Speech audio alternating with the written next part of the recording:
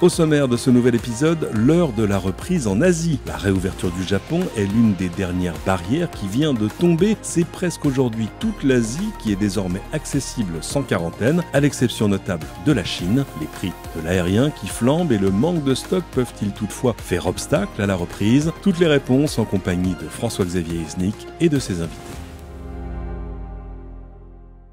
Bonjour à tous et bienvenue sur les ateliers d'IFTM. Nous poursuivons notre cycle d'émissions sur le tourisme et pour retrouver d'ailleurs l'ensemble des ateliers, vous pouvez vous rendre sur la web TV du site internet de l'IFTM et sur les réseaux sociaux.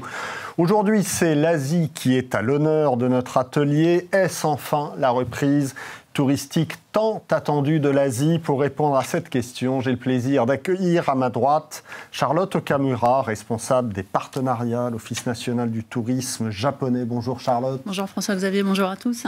À vos côtés, on retrouve avec grand plaisir Eka Monclar, qui est la directrice de l'Office du tourisme d'Indonésie à Paris. Bonjour Eka. Bonjour tout le monde. Et puis enfin à ma gauche, Guillaume Linton, PDG d'Asia. Bonjour Guillaume. Bonjour François-Xavier. On ouvre tout de suite notre première rubrique, le chiffre du jour.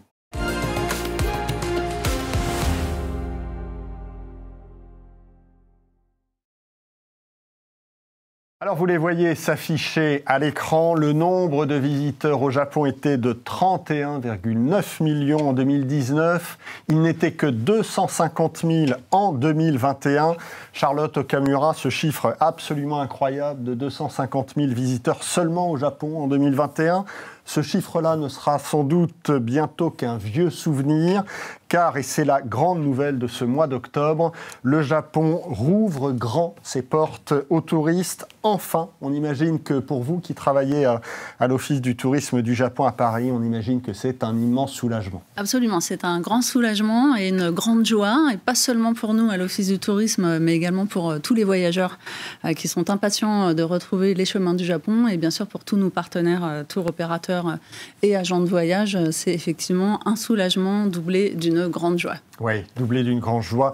On rappelle en plus que ça succède à une immense frustration qui avait été celle des Jeux Olympiques, puisque le Japon espérait accueillir cette année-là 40 millions de touristes et que, évidemment, ces Jeux se sont déroulés à huis clos. Et ça, c'était un drame pour le Japon. Exact, mais il faut bien s'adapter aux situations comme on le peut. Donc c'est vrai que c'était une grosse déception, mais bon, il fallait bien faire avec le contexte du moment. Ils ont d'ailleurs été reportés d'une année, mais ils ont quand même eu lieu, mais effectivement à huis clos pour limiter la propagation du virus. Alors Charlotte, on précise tout de suite quelles sont aujourd'hui les conditions pour entrer sur le territoire japonais. Qu'en est-il précisément ? Alors, des conditions, il n'y en a presque plus, ou du moins, il n'y a plus de restrictions. Ouais. Puisque depuis le 11 octobre, le gouvernement japonais a remis les exemptions de visa en place. Donc c'est valable pour 68 pays, dont bien sûr la France, mais également la Suisse, la Belgique et le Luxembourg, dont notre bureau a la charge. Donc 68 pays, c'est quand même beaucoup. Donc effectivement, il n'y a plus besoin de visa pour se rendre au Japon. Deuxième levée de restriction, il y avait des quotas journaliers qui étaient passés ces derniers temps à 50 000 nouveaux entrants jour. Et là, il n'y a plus de limite. Tout le monde, que ce soit des voyageurs en individuel, en groupe, business ou quoi que ce soit, tout le monde peut à nouveau se rendre au Japon. Alors, il reste une condition. Ce n'est pas une restriction, mais c'est une condition. C'est d'être vacciné avec 3 doses. 3 doses. 3 doses, donc je rappelle le schéma classique, c'est-à-dire 2 doses pour le schéma vaccinal complet de départ, et puis une dose de rappel. Je précise que si on a eu la Covid et que donc on a été exempté d'une piqûre, d'un vaccin, ça n'est pas valable, ça n'est pas considéré par le Japon comme 3 vaccins, mais ça n'est pas grave entre guillemets, puisque dans ce cas-là, il suffit de présenter un test PCR négatif pour pouvoir rentrer sur le territoire japonais. Donc, dans tous les cas, soit un certificat de vaccination, triple vaccin, soit un test PCR négatif. Le masque sur place, Charlotte, il est obligatoire ou fortement recommandé ? Oui, alors je vais dire entre les deux. Je ne sais pas trop comment dire parce que ça n'est pas une loi. Les Japonais n'ont pas besoin qu'on les oblige à faire les choses pour les faire. C'est bien connu. Donc, les Japonais, de fait, sont appelés à porter le masque en intérieur. Et à l'extérieur, il y a quand même beaucoup de Japonais qui continuent à le porter, alors que ça n'est plus obligatoire, sauf si on ne peut pas maintenir une distance, si on se parle de très près, etc. Mais c'est vrai que le gap des cultures n'est pas nouveau, a fortiori entre la France et le Japon. Donc autant les Français sont très étonnés de savoir que les Japonais continuent de porter le masque, autant les Japonais, là j'ai accueilli une délégation avec mon bureau il y a 2 jours, sont étonnés quand ils arrivent en France et qu'ils voient qu'on ne porte plus le masque. Donc voilà, effectivement, ça reste encore assez couru là-bas. Une grande annonce, Charlotte, que cette réouverture du Japon. On sent tout de suite un effet sur les réservations. Vous avez des bons indices ? Absolument. Alors des bons retours, puisque moi, en tant qu'office du tourisme, on ne vend rien, mais Guillaume pourra en attester ensuite. Mais effectivement, tous les tours opérateurs que j'ai en ligne en ce moment, et jusqu'à ce matin, j'ai reçu encore un mail d'un réceptif japonais qui me disait qu'il recevait des demandes tous les jours, qu'il s'agisse de demandes de dernière minute là pour le mois de novembre, décembre ou même octobre, ou alors des demandes de réservation pour le mois le plus couru, la saison la plus courue qui est le printemps. Donc effectivement, moi, tous les retours que j'ai sont que les opérateurs croulent sous les demandes. Au beau fixe, Guillaume Linton, alors il faut rappeler qu'en tant que tour opérateur, un spécialiste de l'Asie, vous avez été les premiers touchés par la pandémie, évidemment, puisque tout a démarré en Chine, et puis vous êtes les derniers à en sortir. Là aussi, on imagine pour vous que la réouverture du Japon doit être un sacré soulagement. Oui, c'est un gros soulagement. On avait heureusement d'autres destinations qui avaient rouvert déjà dès le printemps dernier. On en parlera avec Eka tout à l'heure sur l'Indonésie notamment, mais également la Thaïlande qui était ouverte. Et c'est sûr que le Japon était très attendu de nos clients pour une raison assez simple, c'est que c'est une destination qui a toujours été très rassurante au travers de la crise en termes de traitement de la pandémie, ce qui veut dire que ces dossiers sont restés chauds. Les clients n'ont pas annulé leur voyage au Japon. On a eu de multiples reports, évidemment, à chaque pré-annonce ou à chaque signal d'ouverture. On essayait évidemment de repositionner les départs de nos clients. Et on se rend compte clairement qu'une des fortes raisons de ce redémarrage, c'est que c'est en fait des dossiers qui ont été convertis, qui étaient prêts à partir et sur lesquels on a pu donner le go, évidemment, dès qu'on a eu l'information de la suspension de l'obligation des visas.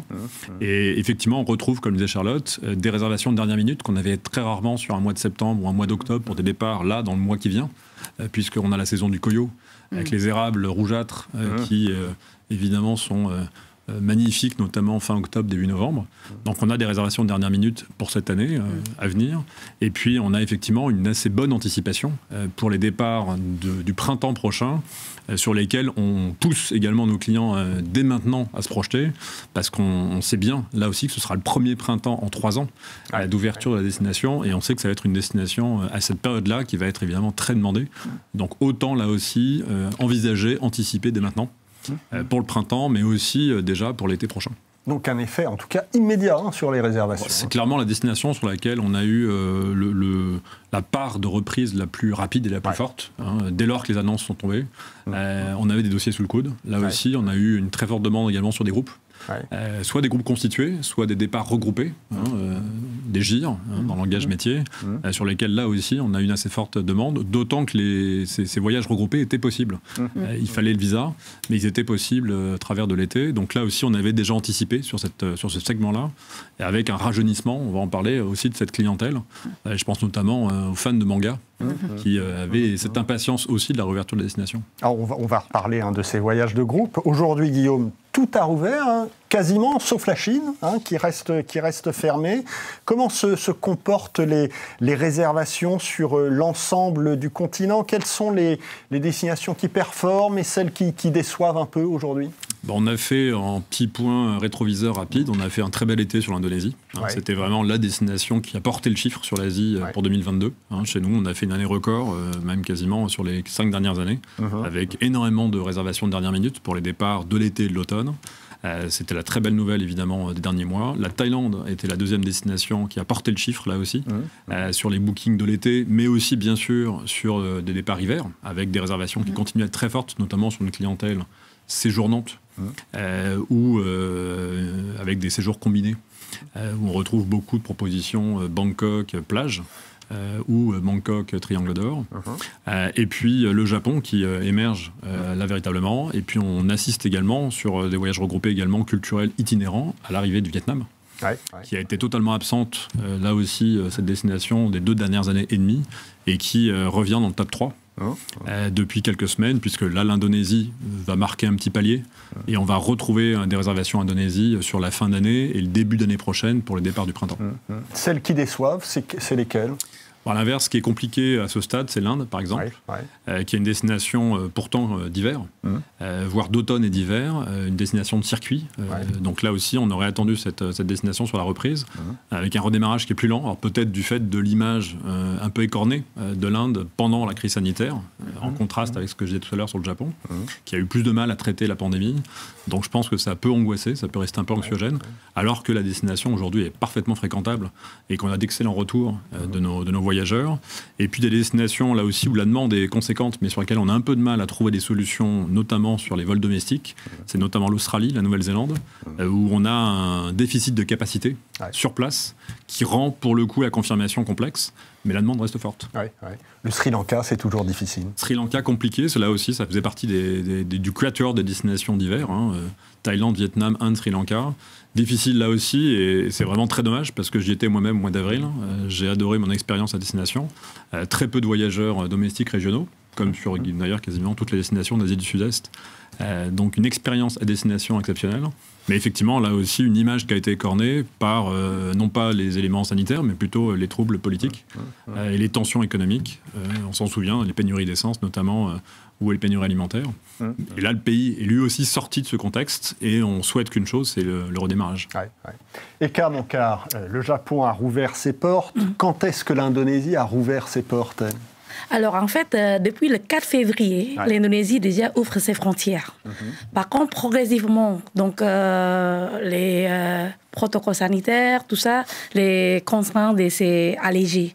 Par exemple, depuis le 7 mars, donc il y en a plus. Enfin, il y a le visa à l'arrivée. Donc maintenant que tout le monde il peut partir, il y a à peu près maintenant 90 pays, donc on peut avoir visa à l'arrivée, donc on peut venir en Indonésie dernière minute.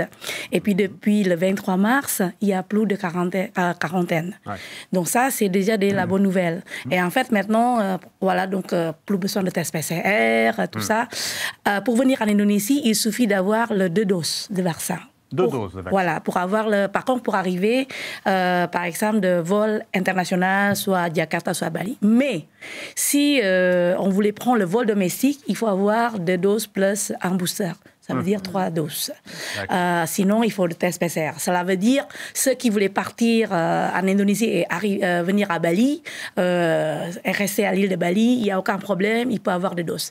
La bonne nouvelle, pour les enfants au moins 18 ans, on n'a pas besoin de preuve de vaccin. Donc ça, c'est bien parce que pour les voyages en famille, il y a des vaccins qui ne sont pas vaccinés. Mais par contre, pour le vol domestique, il faut avoir 2 voire 3 doses pour les enfants, plus de 6 ans. Donc ça aide beaucoup déjà. Progressivement, l'Indonésie maintenant ouverte pour tout le monde. Donc il n'y a pas besoin test PCR à l'arrivée. Les masques ne sont pas obligatoires. Sont pas obligatoires, tout à fait, voilà, parce que presque quasiment tout le monde ils sont sans masque.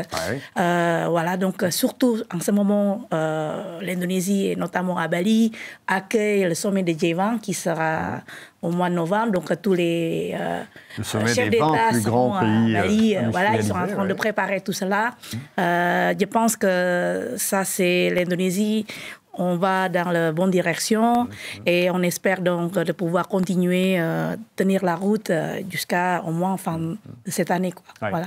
Eka, est-ce que vous pourriez partager avec nous quelques chiffres, quelques tendances sur justement le nombre de touristes français qui se sont rendus en Indonésie depuis que vous avez rouvert les frontières ? Alors, justement, la bonne nouvelle, comme Guillaume a dit, que cet été, c'était vraiment pour nous. En fait, on n'a pas du tout pensé à ça, parce que nous, le but, c'était déjà d'ouvrir la frontière. C'est déjà quelque chose. Et en fait, vraiment, on est très contents. En fait, par exemple, au mois d'août, la France s'est placée dans le top 3 destinations qui sont venues à Bali. C'est environ 20 000 Français que pour Bali, au mois d'août. Le premier, c'était l'Inde, le premier, c'est l'Australie, le deuxième, c'est c'est l'Inde, les Indiens. Il y en a beaucoup d'Indiens qui sont venus à Bali. Et le troisième, c'était la France. Et donc, du coup, on est le pays en Europe qui a renvoyé plus de touristes à Bali. Et au mois de septembre, on est dans le top 10, d'accord? Donc, parce que c'est normal, en fait, juillet-août, il y en a beaucoup de familles, beaucoup de voyages individuels. Au mois septembre-octobre, c'est beaucoup plus de voyages groupe-comité d'entreprise. Et qui est vraiment une très bonne nouvelle, parce que je voulais vraiment partager avec vous.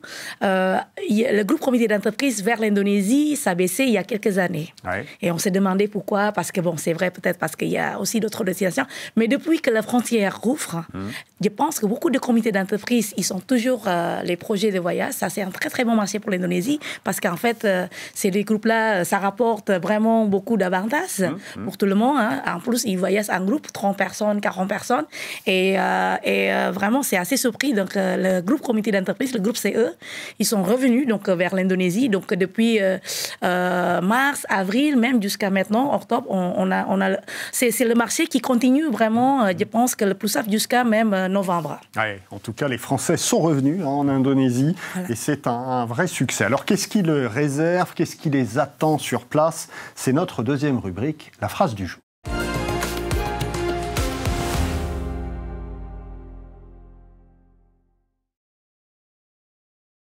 Vous la voyez s'afficher sur votre écran, sur le circuit accompagné. On est très loin de faire les prises de commandes d'une année pré-Covid. Voilà ce que disait encore il y a quelques jours Emmanuel Fouary, directeur général de Travel Labs et Queenie, chez nos amis de Tourma. Guillaume Linton, est-ce que vous confirmez cette tendance? Est-ce que vous sembliez quand même dire un peu le contraire, que les circuits accompagnés sont à la peine par rapport aux sur-mesures? D'abord, est-ce que vous auriez une explication là-dessus? Et puis peut-être vous infirmer ce que dit Emmanuel Fouary. Oui, alors d'abord, effectivement, les circuits accompagnés, c'est surtout des départs d'intersaison. C'est le printemps, c'est l'automne, c'est un petit peu l'hiver, mais ce n'est pas les vacances scolaires. Ouais. Donc c'est logique aussi, quelque part, que sur juillet-août, les mois qui viennent de s'écouler, on n'ait pas vu une demande très forte sur ces circuits, en particulier sur l'Asie, puisque l'ouverture de nos destinations s'est produite juste avant l'été. Donc c'était trop tardif pour que nos circuits regroupés puissent se positionner. Par contre, depuis quelques semaines, en particulier là depuis le début septembre, on voit cette clientèle revenir, et on voit une nouvelle clientèle également qui rentre sur le créneau et sur le segment du voyage regroupé.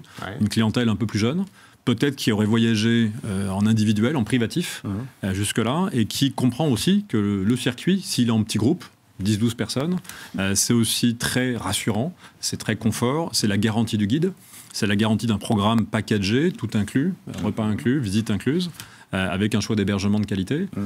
Et donc, quelque part, avec la bonne préconisation, on voit le retour de cette clientèle-là.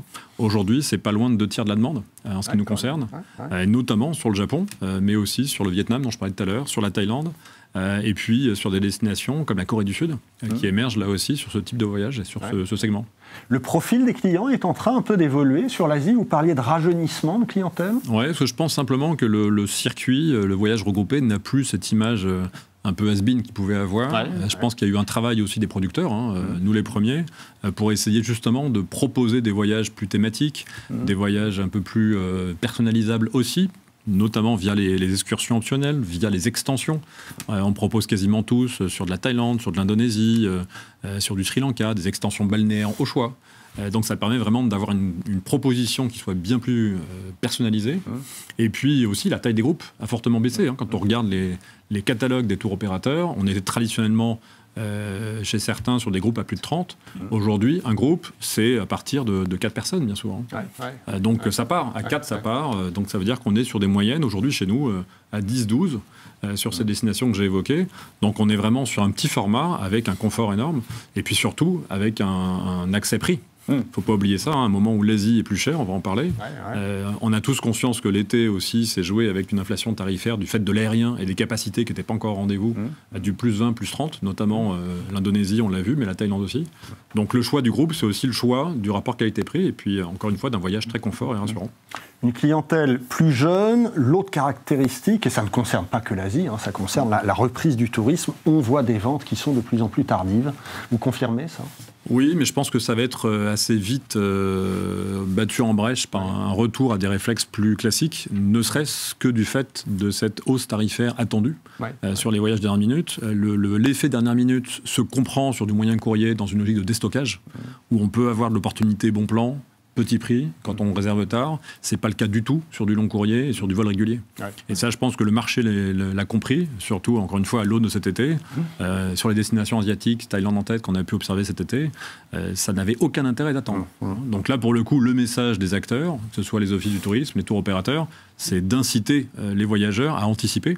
C'est la meilleure solution pour avoir accès à des bons tarifs. Là, on arrive aujourd'hui à trouver de très bons tarifs, autour de 1 000 € pour des départs janvier, février, mars sur une bonne partie de l'Asie du Sud-Est. Japon, pareil. Et là, le Japon, le sujet, ça va être d'avoir l'accès au stock hôtelier à destination. Donc, même principe. Plus on anticipe, et plus on aura une rassurance prix. Charlotte Okamura, après 2 ans et demi de fermeture, je me demandais ce que les Français allaient trouver sur place. Finalement, ça ne doit pas être évident de relancer la machine touristique comme ça. Les professionnels locaux du tourisme ont-ils été aidés pendant toute cette période? Sont-ils encore là? Les hôtels ont-ils encore suffisamment de salariés? On peut se poser la question. Est-ce qu'il y a encore des guides touristiques? C'est des questions bêtes, mais qui sont assez légitimes pour le touriste. Oui, non, il n'y a pas de question bête. Et évidemment, j'ai envie de dire, comme toutes les destinations qui ont rouvert, moi j'ai entendu parler tout l'été des pays d'Amérique latine et d'Amérique tout court qui souffraient de pénurie. Nous, on n'avait pas encore totalement rouvert, donc on n'était pas encore confrontés au problème. Là, effectivement, des tours opérateurs me disent que les réceptifs sur place traitent en fait les dossiers par ordre de priorité en fonction de la date de départ. Parce qu'effectivement, comme vous le dites si bien, il faut un peu relancer la machine après 2 ans et demi d'arrêt total de l'activité touristique. On le sait, c'est pas uniquement le Japon, c'est vraiment le secteur qui a le plus souffert de cette crise. Donc il faut en effet relancer. Donc les réceptifs là, ils sont comme les Théo, débordés de demandes. Donc ils gèrent dans l'ordre. Et il est certain qu'il y a certaines professions plus touchées que d'autres. Les guides qui en général sont des gens en freelance, qui offrent leurs services à mesure qu'ils sont sollicités, n'étaient plus du tout sollicités. Ils ont dû se réinventer une activité. Donc maintenant il faut faire revenir les gens et il va falloir gérer un petit peu, je pense, en effet, dans les premiers temps, avec quelques difficultés que malheureusement toutes les destinations ont connues. Mais bon, j'ose espérer que c'est une période de transition et qu'après ça va reprendre plus normalement. Charlotte, on peut aussi se demander quel va être l'accueil des Japonais. On sait que l'opinion publique était assez réticente au retour des touristes, évidemment, à cause des risques sanitaires. En effet, c'est vrai qu'on a beaucoup entendu ça pendant la crise. C'est pas la peine de le nier. Maintenant, il faut se mettre à la place des Japonais. C'est des gens qui ont toujours été très attentifs, très vigilants, très précautionneux. Et les images qu'ils voyaient de l'étranger, et notamment de l'Europe, étaient des images assez effrayantes pour eux. Il faut savoir qu'aujourd'hui, en France, on a eu plus de 150 000 décès dus à la Covid. Au Japon, on est, je sais plus, j'ai plus trop les chiffres en tête, mais on est à 40 000 et quelques, 45 000. Je ne sais plus exactement. Donc effectivement, c'était assez effrayant, on va dire, vu du Japon. Après, chaque pays a ses politiques, il faut les respecter. Ce qui est sûr, c'est que la tendance a totalement changé, puisque les derniers sondages dont j'ai eu connaissance, et ils datent déjà de plusieurs semaines, si ce n'est plusieurs mois, on était revenu à une proportion plus importante de Japonais qui étaient favorables au retour des visiteurs. Donc voilà, je ne sais pas si vous avez déjà entendu parler du omotenashi, ce fameux sens de l'accueil à la japonaise. Je pense qu'on va le retrouver. Après, c'est sûr qu'il y a des points locaux. Une ville comme Tokyo est tellement grande qu'on trouvera toujours moyen à se loger, à se balader, à faire différentes choses. C'est très, très vaste. Sur des plus petites villes comme Kyoto, qui étaient déjà très, très fréquentées avant la Covid, effectivement, je pense que les professionnels du tourisme ont hâte de retrouver leurs visiteurs. Les gens qui habitent à Kyoto n'ont peut-être pas forcément hâte de se retrouver assaillis par les foules, mais bon, je pense que ça va y aller progressivement aussi. En tout cas, les Japonais sont heureux d'accueillir de nouveau les visiteurs. Voilà, le fameux sens de l'accueil des Japonais n'a sans doute pas disparu avec le Covid, et c'est une très bonne nouvelle. N'oublions pas, vous savez, quand on parle des foules au Japon, le premier marché source du Japon, c'est la Chine. Exactement. Donc tant que la Chine est fermée pour les touristes étrangers, les Chinois ne voyagent pas non plus à l'extérieur. Donc une des grandes chances des Européens, des Français en particulier, c'est que s'ils retournent au Japon en 2023, ils ne seront pas confrontés à une clientèle chinoise. Donc ça libère de l'espace, et c'est ce qui peut faire aussi que le redémarrage va être très agréable, notamment pour des voyageurs occidentaux, et qu'on n'aura pas la tension que j'évoquais tout à l'heure sur les stocks hôteliers tout de suite. Ça risque de revenir, évidemment, au fur et à mesure de la réouverture des marchés régionaux, du marché chinois en tête. Et puis même pour l'expérience sur place, c'est vrai que c'est plus agréable, il y a moins de monde, donc on a tout à y gagner, c'est un bon argument. Et qu'à mon car, on imagine que, pour toutes les raisons qui viennent d'être évoquées, que le retour du tourisme ne doit pas être simple. Est-ce que ça pose aussi des difficultés en Indonésie ? Alors, bien sûr, après 2 ans fermés, et après, ce n'est pas toujours évident, mais avant tout le monde, ils sont tous ravis de pouvoir quand même recommencer la vie, surtout les Balinais qui vivent vraiment du tourisme. Ça donne le moral. Le démarrage, c'était pas vraiment facile, mais une fois qu'on est démarré, petit à petit, tout vraiment vient en ordre.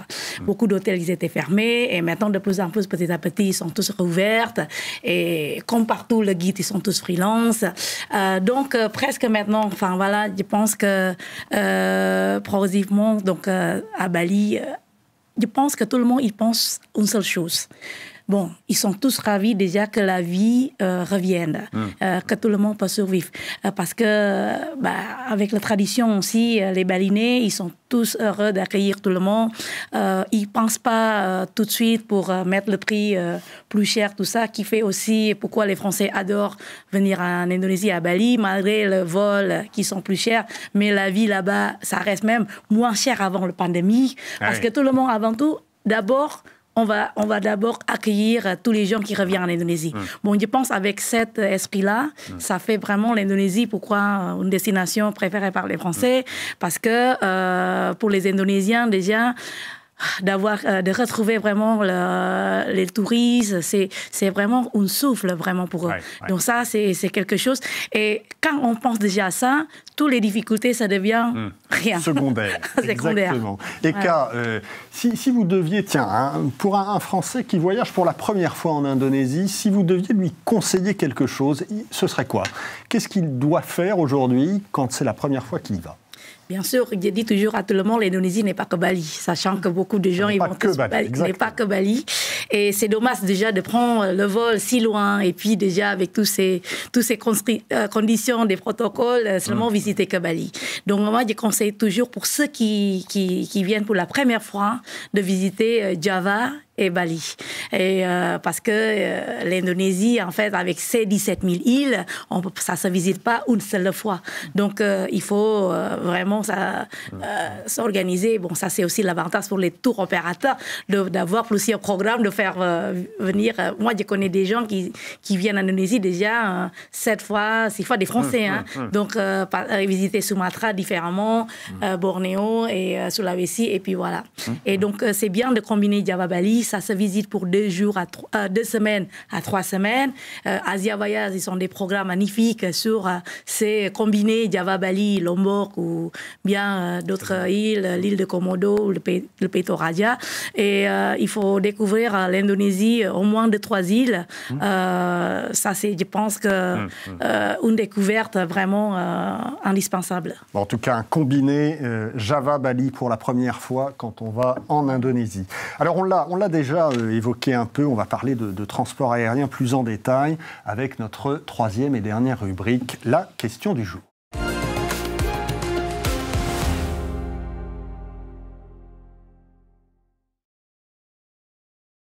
Alors la question du jour, elle est simple. Est-ce que les prix de l'aérien vont menacer cette reprise en Asie ? Guillaume, Linton, on voit des prix de dingue sur l'Asie, faut être clair.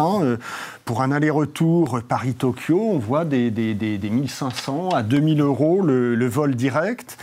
Les prix ont quasiment doublé par rapport à 2019. Est-ce que ça peut freiner les envies de départ sur l'Asie ? Pour le coup, parler du Japon, c'est un très bon exemple. Ça n'a rien freiné du tout. Alors, pour une raison simple aussi, il ne faut pas oublier que sur le Japon, le yen est très faible. Oui. Donc le fait que la monnaie soit faible compense quasiment intégralement la hausse tarifaire de l'aérien. Et comme il n'y a pas encore une pression énorme sur l'hôtellerie, qu'on évoquait tout à l'heure, on se retrouve finalement, c'est une des destinations asiatiques en tout cas sur laquelle on voit le moins de modulation tarifaire si on compare les tarifs du Japon avec l'avant Covid. Ah, d'accord. Donc sur cette destination-là, il n'y a pas d'effet prix particulier. On l'a vu sur l'été sur l'Indonésie pour les raisons qu'on a évoquées, parce qu'on était sur du booking tardif avec une destination qui a réouvert juste avant l'été. Donc forcément sur la partie aérienne, les tarifs étaient plus élevés. Même principe sur la Thaïlande, et pour autant, le client était au rendez-vous. On retrouve, nous, sur le mois de septembre, des prises de commandes qui sont équivalente en termes de volume d'affaires à ce qu'on a connu avant Covid. Donc ça prouve que le marché est tellement en appétence de ces destinations que même avec des contraintes tarifaires et une inflation sur l'aérien notamment, les voyageurs sont au rendez-vous. Et je vous dis encore une fois, à part le sujet yen, c'est pas le cas du dollar qui pour lui, à l'inverse évidemment, est plutôt réévalué. Mais pour le coup, comme il n'y a pas de tension sur les stocks hôteliers notamment, on arrive à avoir encore de très bons niveaux tarifaires sur les prestations locales et avec une nécessité qu'on évoquait tout à l'heure, qui est de fiabiliser l'offre. Donc là, il y a un vrai travail des tours opérateurs, des agences de voyage. C'est aussi tout l'intérêt de passer par une agence. C'est que certes, ça se réouvre, à des conditions tarifaires quand même assez modulées, donc il faut quand même trouver évidemment les bonnes opportunités, mais avec une nécessité absolue de s'adresser à un professionnel pour s'assurer que l'offre proposée est fiabilisée. C'est pas seulement évidemment les hôtels ou les transferts, c'est les guides qu'on évoquait, c'est le choix de la restauration aussi, et c'est la logistique à destination qui doit être sacrément fiabilisée pour que ça fonctionne, parce que tout n'a pas retrouvé, c'est ce que disait Eka tout à l'heure, son mode de fonctionnement totalement normal. Pour revenir au transport aérien, est-ce qu'aujourd'hui vous rencontrez des problèmes de capacité, de stock ou pas vraiment?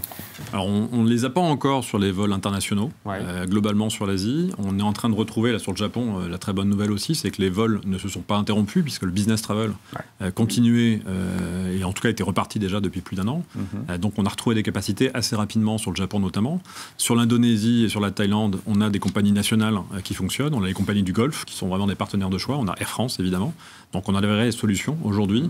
Et dès lors, encore une fois, qu'on n'est pas dans l'extrême dernière minute, on trouve des solutions tarifaires à des bons niveaux sur les vols internationaux. Le sujet se pose sur les vols domestiques, sur les vols régionaux. C'est là où, pour le coup, on a encore un peu de difficulté sur des connexions inter-îles, sur des connexions régionales entre le Vietnam et le Cambodge, le Vietnam et le Laos, voire en Australie ou en Nouvelle-Zélande, sur laquelle on a un peu de difficulté à trouver les solutions parce qu'il y a une plus grande rareté de capacité. Donc là, il faut effectivement très clairement anticiper. Charlotte Okamura, c'est particulier, l'Asie évidemment, depuis le conflit ukrainien, il faut contourner la Russie quand on se rend en Asie, ça rajoute 1h30 à 2 heures de transport, donc évidemment le prix se renchérit, pas uniquement pour des raisons de hausse des prix du carburant, il y a aussi cet élément-là. Est-ce que quand même c'est de nature à vous inquiéter sur le retour des visiteurs au Japon ou pas franchement, si l'on en croit en tout cas ce que dit Guillaume, il n'y a pas de raison? Alors, on ne peut jamais tuer la peau de l'ours avant de l'avoir... on ne peut jamais vendre, la peau de l'ours avant de l'avoir tué. Donc, je ne suis pas plus maligne que les autres, je ne peux pas l'affirmer. Mais là où je suis tout à fait d'accord avec Guillaume, c'est qu'effectivement, pour le coup, si l'aérien connaît une forte augmentation, ce n'est pas... Le cas des prestations terrestres. Et effectivement, là-dessus, la faiblesse du yen historique, ça faisait des années... Oui, c'est moins 25%, je crois, par rapport au dollar. C'est énorme. C'est énorme et c'est vraiment historique. Donc pour l'instant, il semblerait qu'on arrive à tenir la moyenne. C'est également ce que me disait un réceptif sur place. Donc, j'espère que ça va aller. L'autre bonne nouvelle, c'est que, même si elle est temporaire, quand même, Japan Airlines a annoncé il y a 2 jours, là, tout récemment, qu'il allait réduire le prix sur sa surcharge de taxes sur le carburant. Donc en décembre, janvier, les prix devraient un petit peu baisser sur les billets JAL. Japan Airlines, j'espère qu'il sera suivi par d'autres. Nous verrons. En tout cas... Il est certain, comme l'a dit Guillaume, qu'il y a une telle attente sur le Japon que je ne suis pas sûre que ça suffise à arrêter les Français. Ça fait 2 ans et demi qu'ils attendent. Et en général, les Français qui se rendent au Japon, et ce ne sont pas les seuls, ils y vont vraiment parce qu'ils veulent aller au Japon.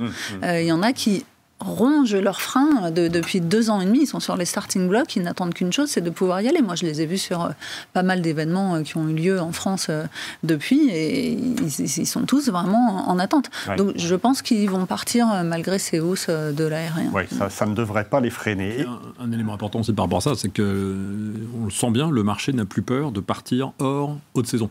Ouais. Donc il y a un enjeu, et ça c'est aussi évidemment le travail des agents de voyage et des tours opérateurs, c'est vraiment de profiter du fait que la destination et que la zone repart globalement, et que les marchés régionaux ne se sont pas encore repositionnés, pour inciter nos voyageurs à partir en dehors des très hautes saisons. Le Japon se visite quasiment toute l'année. L'Indonésie se visite sans aucun problème toute l'année. La Thaïlande, même principe. Le Vietnam, même principe. Il faut vraiment sortir des clichés parfois un peu caricaturaux, où on a tendance tous à limiter la saisonnalité à 2 mois, 3 mois par an, ce qui est une absurdité totale. On visite l'Asie toute l'année. C'est moi, si j'ai un message fort, c'est celui-là. Et plus on saura nous-mêmes convaincre nos clients de partir hors saison, plus on a de chances de leur trouver des bons plans en termes tarifaires, et surtout en accès au stock et au guide. Il ne faut pas oublier ça. Donc ça, c'est un vrai sujet. Si je peux rebondir là-dessus, effectivement, à l'Office du tourisme du Japon, ça fait des années qu'on s'évertue à dire aux professionnels comme aux particuliers que le Japon est une très très belle destination d'hiver. En plus, elle est plus au sud que la France. Donc c'est vrai qu'en hiver, à Tokyo, on peut avoir vraiment un très beau ciel bleu, des températures clémentes. C'est très agréable. Tous les gens qui reviennent du Japon après un séjour en hiver sont absolument enchantés. Donc c'est sûr que ça vaut vraiment la peine. Eka Monclar, qu'en est-il des prix de l'aérien sur l'Indonésie? Est-ce que vous observez aussi des hausses importantes? Oui, tout à fait. En fait, comme partout les autres pays, les prix des billets d'avion sont augmentés. Mais moi, je n'ai pas trop peur parce qu'en fait, comme ce qu'il a dit Charlotte, 2 ans, les gens, ils n'ont pas voyagé. Il y en a beaucoup qui voulaient partir il y a très longtemps. Et en plus, ce qui est important, ils savent que le prix sur place, il ne s'est pas augmenté. C'est même d'ailleurs très compétitif. Moi, l'avantage avec l'Indonésie, on a beaucoup d'avions. Donc, il y a même Eva Air qui va rouvrir au mois d'octobre. On peut avoir le prix moins 1 000 € maintenant, même en octobre-novembre, je suis sûre. Peut-être pour les tours opérateurs, je peux conseiller. C'est vrai, si on vend que le vol sec, c'est un peu compliqué. Mais par contre, si on combine avec les voyages, les hôtels, parce que moi, je peux vous confirmer le prix des hôtels, le prix des services, le prix des repas en Indonésie, ils sont très, très compétitifs. On est même moins cher par rapport aux autres pays en Asie. Parce qu'avec des bonnes qualités de services. Et ça pourrait aussi vraiment, je pense, équilibrer le prix de package pour vendre ça, et aussi la valeur ajoutée. Donc, je pense qu'il y a des choix. Donc, c'est vrai, on peut avoir le prix de... Alors, il y a quelqu'un qui trouvait le prix de vol 600 € pour partir en Indonésie avec compagnie de golf, arriver à Jakarta. Après, on peut avoir des choix en Indonésie. On peut arriver à Jakarta, soit à Bali. Et après, de Jakarta à Bali, il y a des vols, beaucoup de vols vers Jakarta-Bali. Et Jakarta est moins cher, c'est ça? Exactement. Jakarta, c'est un peu moins cher que Bali. Donc, ça aussi, beaucoup de solutions. Et aussi, c'est très bien pour nous parce que les gens arrivent à Jakarta, il y en a beaucoup qui prennent le train pour partir à traverser l'île de Java et puis visiter Bali et départ de Bali, ou sinon revenir. Donc ça permet aussi des gens de visiter l'île de Java parce que ils voulaient gagner un petit peu le prix billet d'avion. Et je pense que l'argument pour nous en ce moment, surtout avec l'augmentation de prix de l'essence en France, c'est peut-être moins cher de visiter Bali plutôt que de voyager en France. Et ben voilà, c'est un beau mot de conclusion, Eka. Il y a pas le prix d'essence en Indonésie, c'est beaucoup moins cher. Donc du coup, il n'y a pas de problème de ce côté-là. Bon, en tout cas, beaucoup de bonnes nouvelles. C'est enfin le retour de l'Asie. Et c'est franchement, on est ravis enfin d'assister à cet événement. On va en profiter les prochains mois, en tout cas, certainement. On arrive au terme de cet épisode des ateliers d'IFTM. Je remercie évidemment nos 3 intervenants. Merci à vous 3. On remercie les internautes qui ont suivi cet épisode. Et puis, pour être prévenus en temps réel de toutes les nouveautés et des programmes des ateliers d'IFTM, je vous invite évidemment à vous abonner à nos réseaux sociaux @IFTM ainsi qu'à notre newsletter. Je vous souhaite une très bonne journée et je vous dis à très bientôt.